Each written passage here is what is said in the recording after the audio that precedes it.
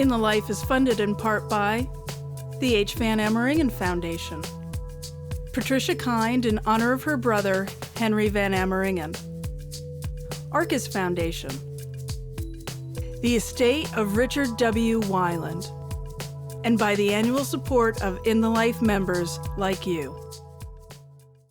This month on In the Life, the intersection of art and social change. 4 stories showing how art has inspired the LGBT movement and its allies in the fight for full equality. Broadway organizing for marriage equality in New York. I want the Broadway industry to be in the history books. The play that presented gay life center stage. You'll always be homosexual as well. Always, Michael. Portraits that challenge convention. What she shows us is normalcy, everyday people in everyday situations. And the censorship of David Wojnarowicz. They must stop editing us out of American history.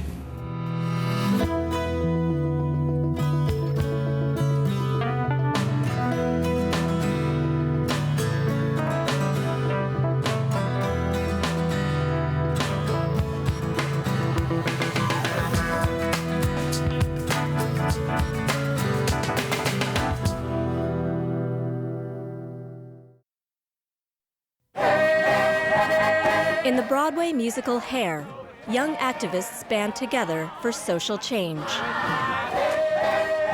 Offstage, life imitates art. In 2008, 3 young Broadway professionals, actor Gavin Creel, actor Rory O'Malley, and production and management assistant Jenny Canellos, decided to take action in response to Proposition 8. Inspiring the Broadway community to raise their voice for equality, they organized Broadway Impact. Their approach? Keep it simple and fun, and with a singular focus, marriage equality in New York State.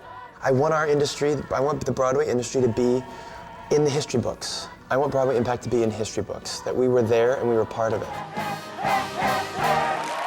You know, that's where we came with the Broadway Impact. This is what Broadway's impact on this movement and hopefully other movements in the future. What our website hopes to do is take all the information that's out there on all these other websites and everything and boil it down to one video or one action. One thing. One simple one thing. action. What are we doing today to get this accomplished? With the motto, Action Equals Equality, Broadway Impact has inspired thousands of new activists in New York. As a resident of New York City, I'm hopeful that it started with a letter-writing campaign that delivered 3,000 letters to the New York State Senate. I thought, well, I have a lot of friends in different Broadway shows, like why don't we go to each company of a show and say, hey, can you everyone write a letter? And that would be like 40 letters, say, per company. If you want a law changed, you gotta knock on that door every day. You gotta send an email, make a phone call, write a letter. You gotta annoy these people. The thing that I think is special about Broadway Impact is it's an organization that is really devoted to empowering the artists in the Broadway community. And I don't mean empowering them just to take care of themselves, but empowering them to be able to take care of all of us, to be able to actually lead. For Gavin Creel! A centerpiece of Broadway Impact is its monthly cabaret, where musicians can help celebrate the growth of the community's activism. I'm still your baby. Love, love, I do it for love. To me, it's about human rights. It's a way to reach out to not only the gay community, but to the straight community as well, and raise awareness about really just wanting to gain equality. I'm a big Broadway geek. I am the one who sits in the audience and enjoys the show, and I could spend my life standing in the wings. I felt the energy and the empowerment and said, I've got to be a part of this. From inspiring people to call voters, to organizing a marriage equality rally, You may say I'm a dreamer. Broadway Impact clearly attracts a diverse group of activists. That fun, that energy, that definitely helps motivate in the grassroots community. It definitely helps bring people together. I got a phone call from Rory O'Malley saying, you know, there's going to be a rally outside the governor's office with the opposition, opposition to marriage equality. People were angry that these people would show up on our turf, you know, and tell us that we can't have these rights in Manhattan. And we wanted to have something positive come out of the situation. Very daunted by the task on some level. We all just looked at each other and said, okay, let's do it. I was 2 blocks away, and I could still hear this like this scream in Midtown Manhattan. And I was like, that is something that literally these 2 white boys from Ohio and their straight friend literally had this idea and went, oh crap, here we go, let's try to make this happen. And it happened. It happened in 10 days. And it just snowballed into an unbelievable event with thousands of people. We had Cheyenne Jackson, Audra McDonald, the mayor, Cynthia Nixon, David Hyde Pierce. Each day, we would add someone to the list, and then more people would show up to volunteer. When I met Gavin, when we started Hair, maybe he had just talked about the idea of Broadway Impact. He's done amazing things that are literally, you know, changing our country. One of Broadway Impact's most exciting moments was mobilizing 1,400 activists and the cast of Hair for the National Equality March in Washington, D.C. The march, there were so many young people there, and it's kind of awakened this spirit of activism in this next generation. And to be part of allowing that to happen is like the greatest honor you can imagine. Like Gavin and Broadway Impact and everything has kind of like lit a fire in all of us. And I hope that it keeps going, and I hope to be a part of more things, yeah. If all of their dreams are achieved, we not only are going to have a theater community that's active on this issue, we're going to have a theater community that wakens up to the idea that we have a really significant role to play in the cultural dialogue of the country. It's gonna take a visibility, people to stop whispering about it or shoving us in the corner or acting like it's a gay issue. It's a human rights issue. It's not a gay issue. Months from now or 9 years from now, this is just the beginning. We're gonna be unstoppable. I know it. Yeah. I know it. A year and a half after we filmed this interview, Broadway Impact is unstoppable in the fight for marriage equality. Broadway supports equality! Working side by side with the Empire State Pride Agenda, the Human Rights Campaign, Freedom to Marry, and All Out, they're helping organize the push to pass marriage equality in New York State this year. Governor Andrew Cuomo has promised to make a vote on this issue a top priority.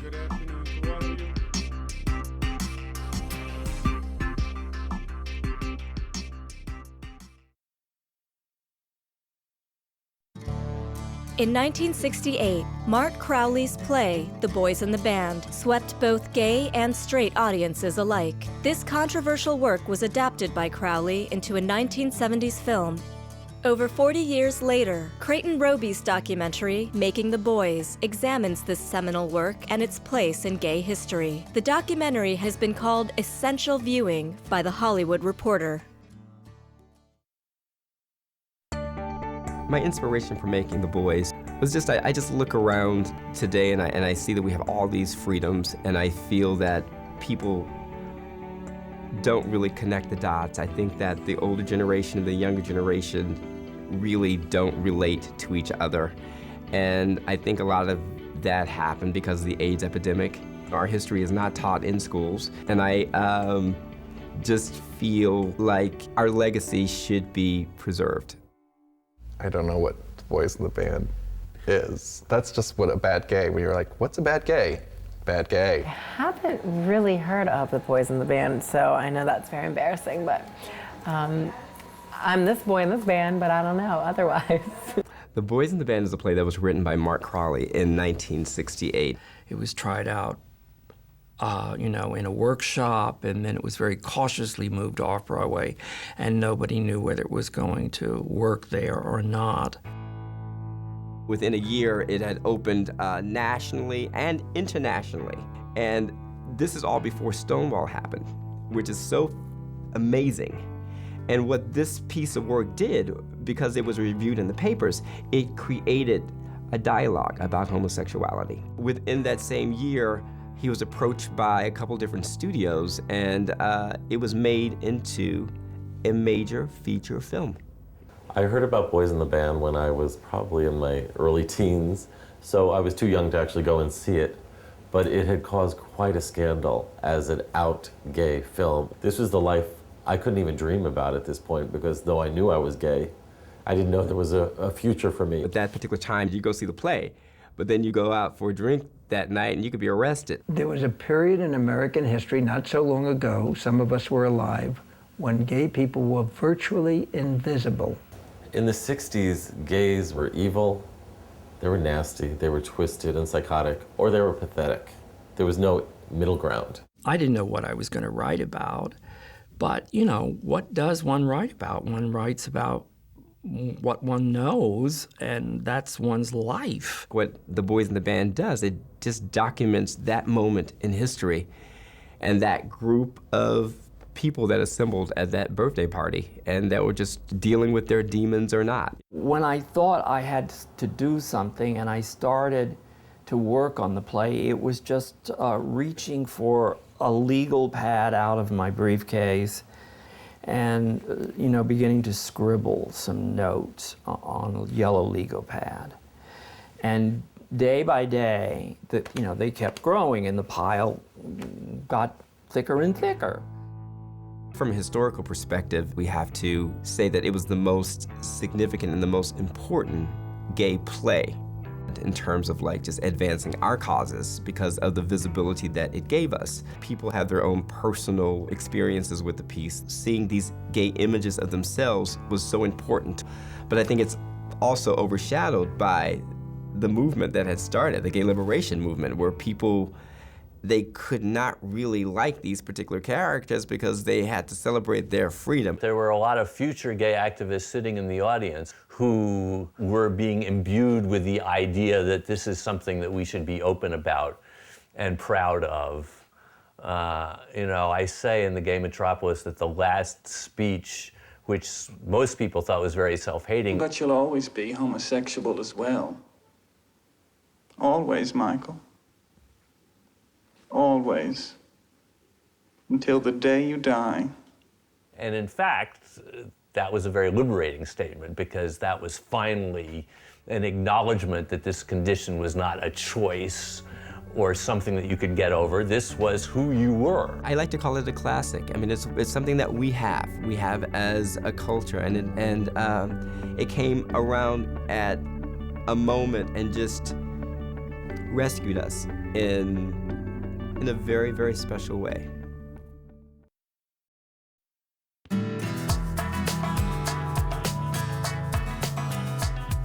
In the Life, documenting the issues and people shaping the gay experience.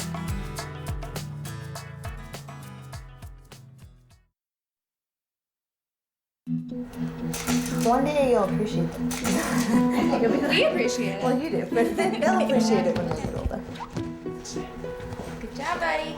Okay, look at the camera. Oh, perfect. This is so good. Okay. To me, I love photographing people in their own environment because it's like a set. It's like a stage.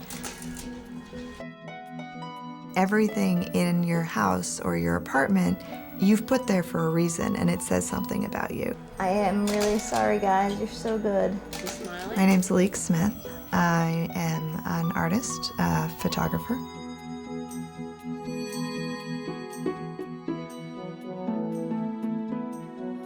Right now I'm working on a project called States of Union, which focuses on gay and lesbian couples and families, playing off classical paintings in some way. I grew up on the Upper East Side of New York. I went to an all-girls Catholic private school. I always felt sort of out of place, which is why photography was so important. When I was coming out, there weren't any positive gay role models out there. Everyone, most of the people in movies either turned out to be straight, died a drug-induced death, or were a victim of hate crime. The unfortunate problem with gay representation is you have extremes. Either everyone is elegant and perfect, or They're sluts and depraved and decadent. What she shows us is normalcy. Everyday people in everyday situations. There was someone who told me a story that their parent had been very conservative. And he said, God, I wish I was just normal. And this idea that he was growing up thinking he wasn't normal, I found it very sad. It's hard growing up in a society where the stereotypes are so prevalent that you begin to believe them yourself. And I think that part of the project is to dispel those stereotypes and to allow people to embrace who they are. A little smile. How the shoots are set up is I contact the family and I give them about 20 images that I think might work. And because portraiture is so much a collaboration between the artist and the sitter, I want them to have a say. So they're given the images and I ask them, pick which one you think would most describe you or is most akin to your family. For them, I chose the Renoir. The photo doesn't necessarily end up looking like the painting. It's just a jumping off point. Well, I just saw the dog and I was like, this is the one that had a dog and it had 2 kids and had, it only had one mom, but I figured, we'll just add another. I actually showed it to the boys. I was like, what do you think? Which one do you want to be? Yeah, and Nadav was like, that one. Oh, man. When we got married, we really decided that we would never sort of leave it to chance anymore for people to know that we were a couple and that we were a family. We just have to treat ourselves as full human beings and never compartmentalize any piece of who we are. And that's exactly what she's doing. She just is capturing the fullness of what a family can look like. All art is narcissistic, essentially. So you make something because it interests you. So this idea that I was gay, that I didn't really see a lot of images that were like me, and sort of wanting to create those images. I mean, that's where it started from. I think anyone who's going to enjoy these pictures will spend a great deal of time trying to figure out the details, because once you get past the fact that they're supposed to be art, we really only care about the people in the pictures. And we're trying to read their stories. We're trying to see how their stories are similar to our stories. We're a group of people that don't have a visual legacy. And I think it has a lot to do with sort of psychologically how we see ourselves. Because when you open an art history book and you're straight and you can see these images that is sort of defining who you are or what group you fit into, and being gay or lesbian, you don't have those images. So part of the concept is starting off with these paintings, starting off with this language of portraiture, and from there building our own visual legacy.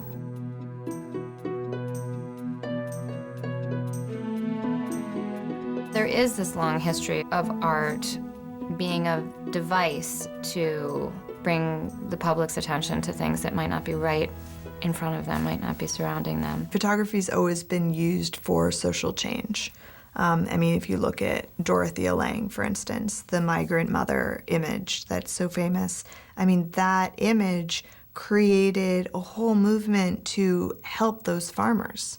By the government, by volunteers, by donations.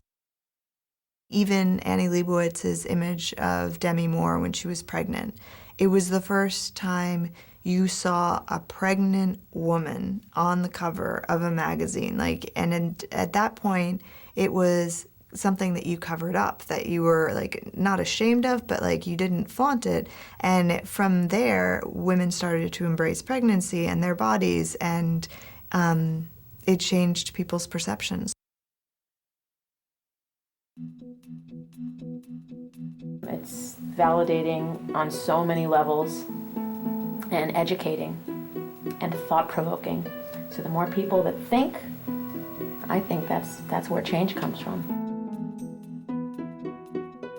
It's more subversive than the most overtly political work out there because the message is delivered so quietly and with such a gentle touch that you don't know that, that your ideas might have shifted until after the fact. I think photography purpose is basically to catalog, to show you what is there. And her project will be a major cataloging of contemporary gay families. People hate what they don't know, which is why it's really important to show people who they're voting against or who this body is, who this community is.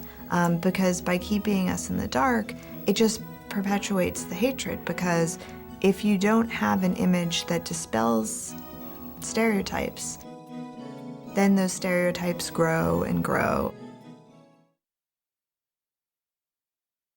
I don't want you to burn in hell. Really joyful in the presence of the Almighty God.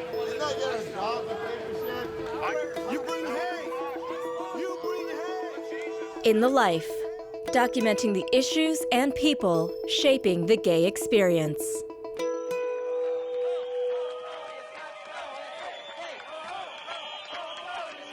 On December 1st, 2010, the Smithsonian National Portrait Gallery stunned the world, and the art world in particular, by announcing the removal of Fire in My Belly by the late artist David Wojnarowicz. Someone from the press called and that the Smithsonian had pulled a piece, and what do we think of it? I was thinking, why? It didn't surprise me. What surprised me was that was the image, the Christ on the cross with the ants. We have freedom of speech in this country, and I am profoundly disappointed. It's not a finished piece. The film was edited and sound was added from David's archives, from an audio tape, and that was what was pulled. What we decided we would do was to take a tape that David had made of an ACT UP demonstration, in which you can hear actually David's own voice protesting. And we ran that as the sound. The video, Fire in My Belly, was part of the Smithsonian's exhibit, Hide Seek, the first national art show covering gender and sexual difference in American portraiture. One of the animating ideas behind the show is that we've been looking at these images for, in some instances, over a century. But we haven't talked about the specifically LGBT content of these works.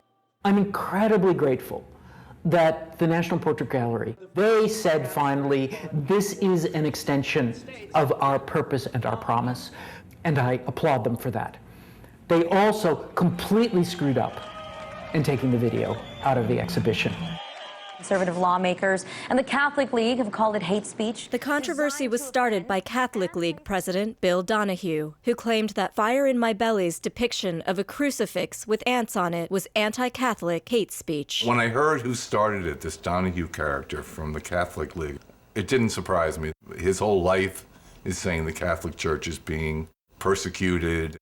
They're a right-wing fringe group. They're anti-Semitic, they're homophobic. But it looks like it's representative of the Catholic Church when in fact, of course, it has absolutely no relationship. There's a perverse sign of progress in all of this, because it used to be, the old game was, right, there's a queer, excise it. That's a politics of diminishing return. So what they've done is they had to invent a red herring, religious hate speech. It was an interesting choice for a piece to be censored from that show, because I think, they saw crucifix with ants, oh, let's pull that. But they didn't know anything about the artist. During his life, David often fought against censorship, even incorporating it into his art. AIDS also influenced him. When I put my hands on your body, on your flesh, I feel the history of that body. Like much of his work, Wojnarowicz made Fire in My Belly as a response to the AIDS epidemic. David's work changed a lot after he was diagnosed and after people and friends started dying. I think a lot of people think David was, well, they know him through his work, which is very strong and very tough. We were together for about 7 years, and until he died in 1992. He wasn't just a painter, he was a writer, he was a photographer, he was a doodler, he would make things. It was in his blood. I mean, I don't know, it's not like somebody says, oh, maybe I'll become an artist, He was an artist. The federally funded Smithsonian is coming under fire this morning. After the Smithsonian removed Fire in My Belly, Republican lawmakers began attacking the Smithsonian's funding and the show Hide Seek. Really perverted sick stuff. What really upset me the most was this future Speaker of the House, Bonner, getting involved and threatening the museum with their funding. They won the midterm elections, and they think this is their moment.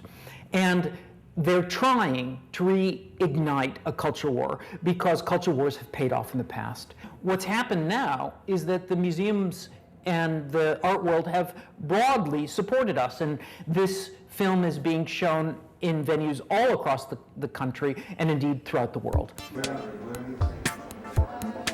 At tonight's meeting, I think part of the focus is put the piece back. By putting it back, it makes people realize a mistake and apologize to the legacy of this great artist. While we're protesting, I also want to, with an eye on the future, why have we given a free pass to our cultural institutions and not held them to a standard that they must include our lives, or to put it another way, stop editing us out of American history? Thank you for watching In the Life. To learn more about the issues in tonight's program, or to tell us your thoughts about the show, text ITL to 69866 on your mobile phone, and visit itlmedia.org to watch more web exclusives on art and social change. Sam didn't think that tattooing, he really actively discouraged me, and I guess, I've said that other places, that he said it's a dying art, it doesn't have any, future, and, you should not pursue this. He really didn't want to help me. And I thought the complete opposite. I thought this is just this totally undeveloped thing that has tremendous kind of beauty and fascination and weirdness. In the Life is funded in part by the H. Van Ameringen Foundation, Patricia Kind in honor of her brother, Henry Van Ameringen, Arcus Foundation, the estate of Richard W. Weiland, and by the annual support of In the Life members like you.